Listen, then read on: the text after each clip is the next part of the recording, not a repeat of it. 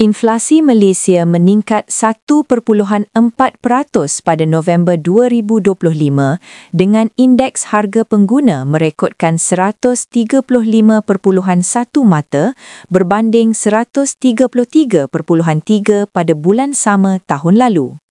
Menurut Jabatan Perangkaan Malaysia, peningkatan inflasi didorong oleh kenaikan harga dalam kumpulan pendidikan yang naik 2.6%, minuman alkohol dan tembakau 2.4%, serta pengangkutan yang mencatatkan pertumbuhan 0.2%.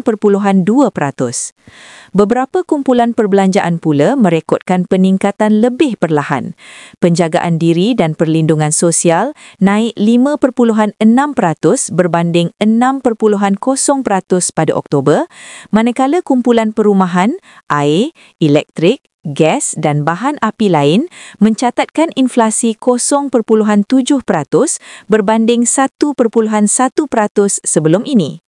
Ketua Perangkawan Malaysia, Datuk Seri Dr. Muhammad Uzair Mahidin memaklumkan sebanyak 61.1% atau 350 daripada 573 item dalam IHP merekodkan kenaikan harga.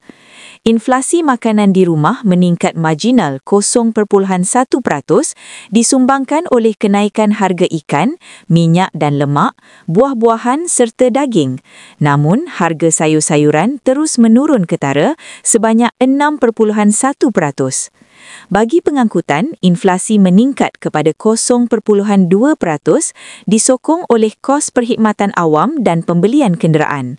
Dari segi bahan api, purata harga RON 97 naik kepada RM3.24 seliter, manakala RON 95 meningkat kepada RM2.63 seliter berbanding harga subsidi RM1.99 seliter.